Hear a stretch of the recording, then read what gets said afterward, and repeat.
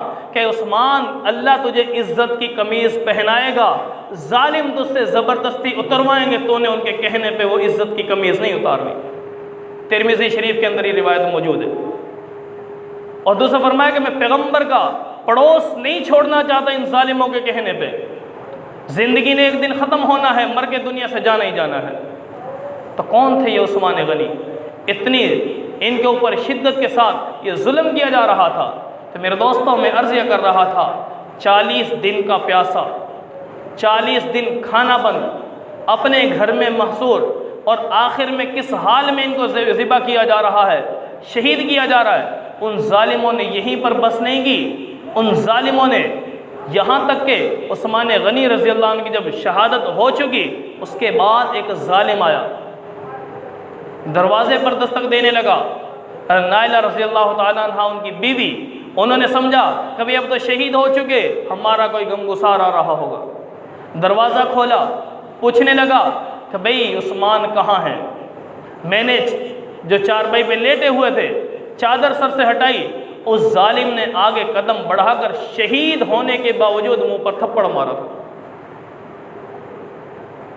اب بتاؤ، شہید ہونے کے باوجود وہ ظالم منہ پر تماچے مار رہے ہیں، لیکن یہی بندہ جس نے تماچا مارا تھا، اس وقت اس سزا کو بھگتنے کے لیے کہ اللہ کے گھر کا طواف کر رہا تھا، امام ابن سیرین رحمۃ اللہ علیہ، یہ خوابوں کی تعبیر بہت ماہر تھے، بہت بڑے ولی گزرے ہیں وقت کے۔ یہ انہوں نے دیکھا، تابعی ہیں یہ، انہوں نے دیکھا کہ ایک شخص خانہ کعبہ کا طواف کر رہا ہے، اور طواف کرتے ہوئے کیا کہہ رہا ہے اللہم اغفر لی وما اظن ان تغفر لی، اے اللہ مجھے معاف فرما، لیکن مجھے یقین ہے کہ تو مجھے معاف نہیں کرے گا۔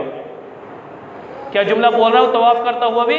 اللہم اغفر لی، اے اللہ تو مجھے معاف کر دے، وما اظن ان تغفر لی، لیکن مجھے یقین ہے اس بات پر کہ تو مجھے معاف نہیں کرے گا۔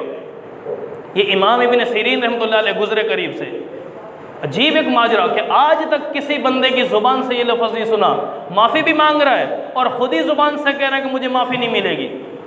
پوچھا کہ بھئی کیا مسئلہ ہے تجھے، کیا وجہ بنی، کیوں ایسے بول رہا ہے؟ تو اس نے کہا کہ میں وہ شخص ہوں کہ جس نے عثمان غنی رضی اللہ عنہ کی شہادت کے بعد ان کے منہ پر تھپڑ مارا تھا، اس کے قاتلین میں سے ہوں۔ جب تھپڑ مارا تو اس وقت سے میرا ہاتھ یہ شل ہو چکا ہے، لکڑی کی طرح سوکھ چکا ہے، یہ کام نہیں کرتا۔ امام ابن سیرین نے کہا کہ مجھے ہاتھ دکھاؤ، دیکھا تو حقیقت میں اس کا ہاتھ وہ لکڑی بنا ہوا تھا ایک، اور دوسرا اسی وجہ سے کہہ رہا تھا کہ مجھے مغفرت نہیں ملے گی، قاتلین عثمان میں سے تھا۔ اندازہ لگاؤ۔ اور یہ عبداللہ ابن سبا جو اس تحریک کا جو سربراہ تھا، اس ظالم نے، یہ اصل میں تھا یہودی، سازش یہ کی کہ پیارے پیغمبر علیہ الصلوۃ والسلام اور اس کے صحابہ نے جب ان یہودیوں کو حکم ہوا کہ بھئی نکال دو، جزیرۃ العرب سے ان کو باہر نکال دو، بھگا دو یہاں سے، اتنا ان کو مارا، مدینے سے نکال دیا، مکے سے نکال دیا، خیبر چلے گئے وہاں سے نکال دیا، جہاں گئے صحابہ ان کو نکال دے گئے، لیکن اسی دشمنی کے بلبوتے پہ کہ ہمارے آباء و اجداد کے ساتھ ان مسلمانوں نے یہ حشر کیا تھا، تو لہٰذا اس عبداللہ بن سبا یہودی جو کہ منافق تھا، اوپر سے اسلام ظاہر کرتا تھا، اندر سے منافق تھا، یہودی تھا، اس نے یہ چال چلائی کہ کس طرح اس خلافت کو پارا پارا کیا جائے۔ حضرت علی رضی اللہ تعالیٰ عنہ کی اس میں محبت میں پڑھا، ٹھیک ہے، اور اپنے گنگانے لگا، عثمان غنی کے خلاف اٹھ کھڑا ہوا، لوگوں کو اس وقت ان کے خلاف کر دیا۔ جب یہ معاملہ ہوا تو عثمان غنی رضی اللہ تعالیٰ عنہ نے پتہ چل گیا کہ یہ بندہ 2 نمبر ہے، تو اسی وقت عثمان غنی رضی اللہ عنہ نے عبداللہ بن سبا کو مدینے سے باہر نکال دیا، جس کی وجہ سے اسے اور غصہ آیا اپنے اوپر کہ بھئی یہ وجہ کیا ہے۔ تو اس بنا پر جب اس نے یہ تحریک چلائی، اس تحریک کے اندر یہ بھی کام شروع کر دیا کہ حضرت علی رضی اللہ عنہ کی محبت کو لوگوں کے دلوں میں زیادہ سے زیادہ ڈالنے لگا کہ بھئی حضرت علی رضی اللہ تعالیٰ عنہ کو امام مانو، ان کو ولی مانو، حتیٰ کہ اس نے یہ بھی کہہ دیا تھا کہ حضرت علی رضی اللہ عنہ کو خدا بھی مانو، یہ انسانی شکل میں تمہارا خدا ہے۔ اندازہ لگاؤ، یہ حضرت علی رضی اللہ عنہ کی خدائی کا جو ان کے لیے لقب دیا جاتا ہے، ان کو وہ کہا جا رہا ہے کہ خدائی کا دعویٰ ان کے لیے کیا جا رہا ہے، یہ کس نے دیا سبق؟ عبداللہ بن سبا منافق یہودی نے۔ یہ آج کی بات نہیں ہے بھائی، علی رضی اللہ عنہ کو الوہیت کا درجہ دینے والا کون تھا؟ وہ عثمان غنی رضی اللہ عنہ کے قاتلین کی تحریک کا سربراہ عبداللہ بن سبا تھا۔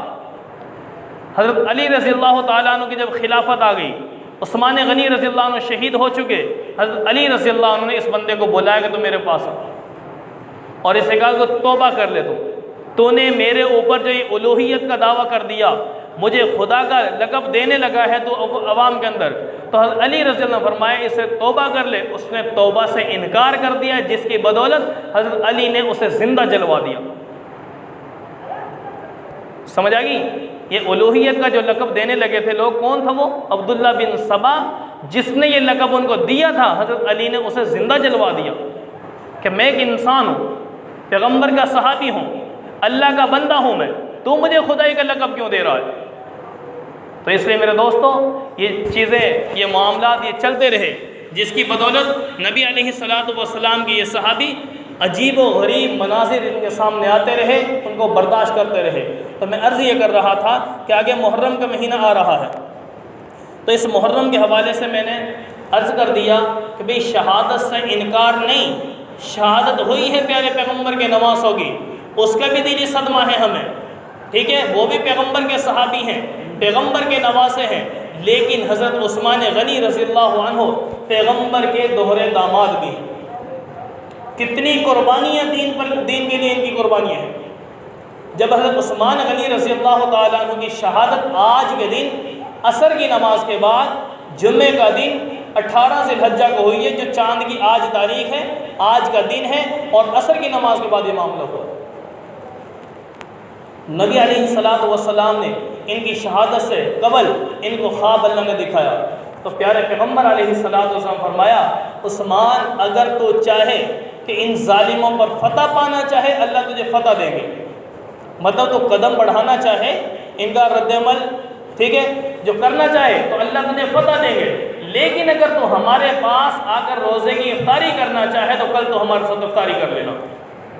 نبی علیہ السلام نے یہ خواب کے اندر بشارت دے دی۔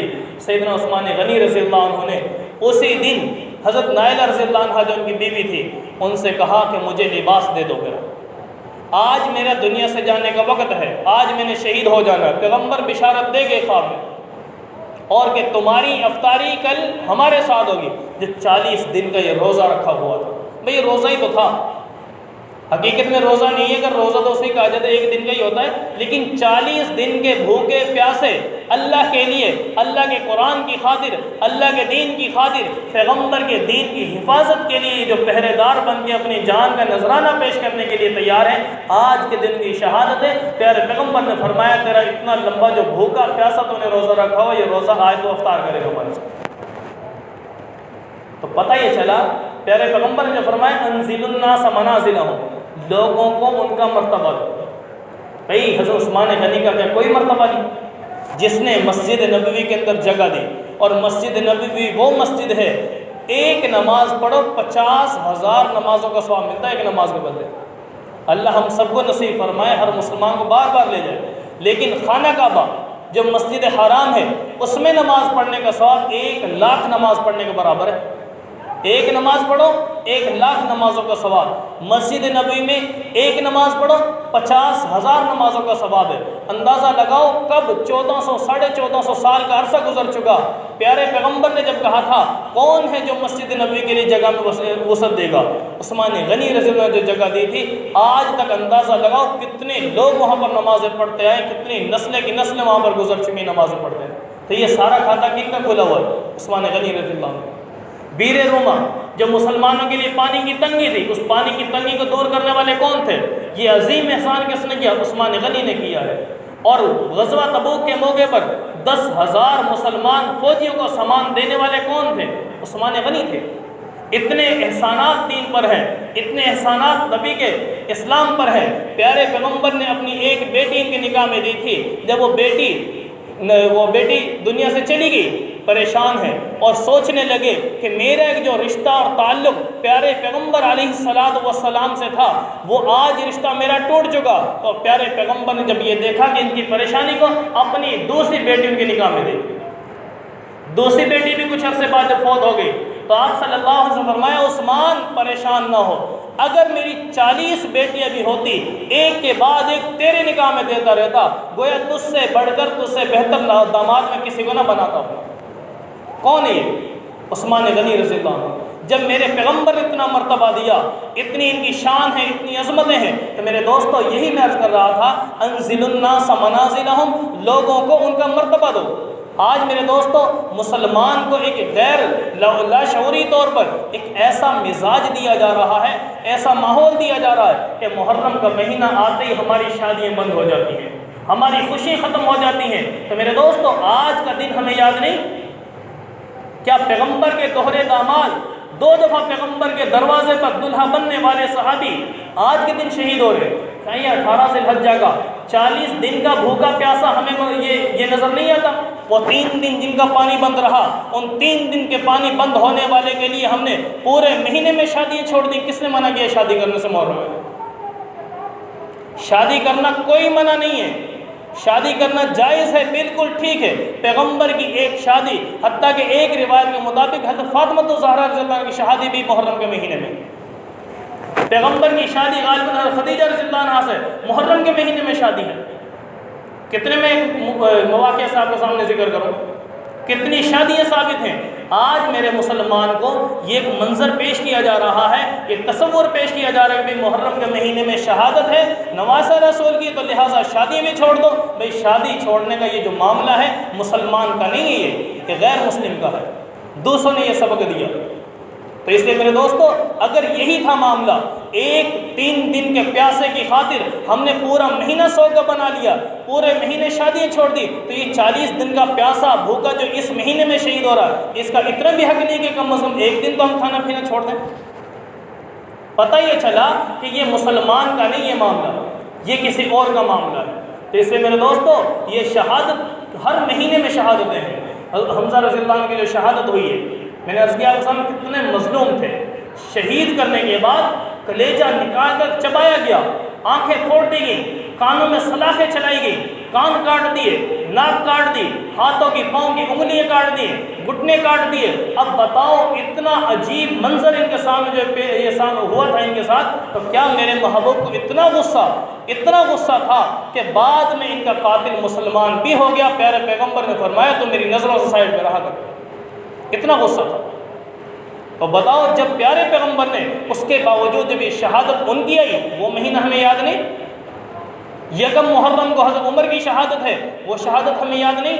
18 ذی الحجہ کو عثمان غنی کی شہادت ہے، یہ شہادت ہمیں یاد نہیں؟ حضرت حنظلہ رضی اللہ تعالیٰ عنہ جو غسیل الملائکہ، جن کو اللہ نے وہ مقام دیا کہ یہ ان کو غسل بھی فرشتے دے رہے تھے، ان کی شہادت ہے، ان کی شہادت کسی کو یاد نہیں؟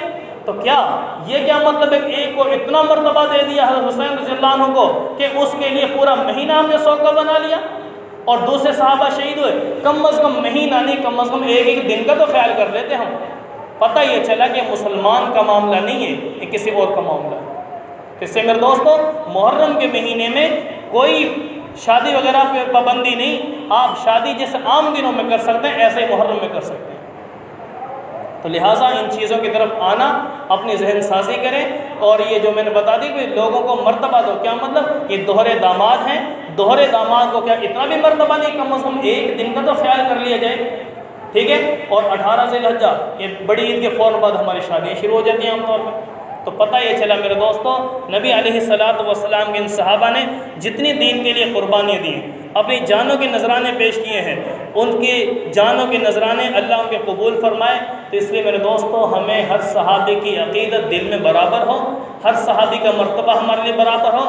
ہمارے لیے صحابی ہے، صحابی ہے ہمارے لیے، کسی کا مرتبہ زیادہ، کسی کا کم، یہ اللہ کو پتہ ہے، ہمیں نہیں پتہ۔ ہم کسی کا درجہ اتنا نہ بڑھا دیں کہ ایک کو آسمان پہ چڑھا دے اور دوسرے کا مرتبہ اتنا گرا دے کہ وہ زمین سے نیچے چلا جائے۔ تو اس لیے کسی نے کہا ذی مرتبہ انسان ہے، عثمان تو عثمان ہے، ذی قدر ہے، ذی شان ہے، عثمان تو عثمان ہے، جا بجا ہم اس لیے کرتے ہیں ان کا تذکرہ، ایمان ہے، ایقان ہے، عثمان تو عثمان ہے، خاتون جنت سے ہوا جب عقد شہ مردان کا، جس کا لگا سامان ہے وہ عثمان تو عثمان ہے، تاریخ زادو جانتے ہو کون ہے عثمان غنی، تاریخ زادو جانتے ہو کون ہے عثمان غنی، ہم زلف شاہ مردان ہے، عثمان تو عثمان ہے، ماں ذرہ کہہ دیا سرکار نے جس کے لیے، وہ مومنوں کی جان ہے، عثمان تو عثمان ہے۔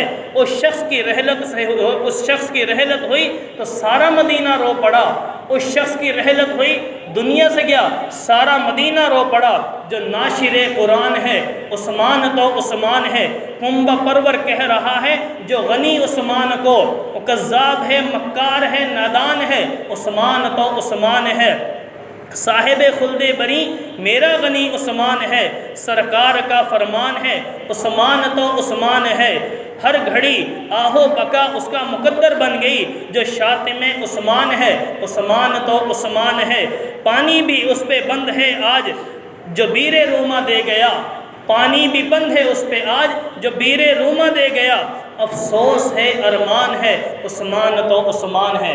اللہ رب العالمین سے دعا ہے کہ اللہ تعالی ہمیں ہر صحابی کا مقام مرتبہ اس کو اپنے دل میں جگہ دینے کی توفیق نصیب فرمائے۔ وآخر دعوانا الحمدللہ رب العالمین۔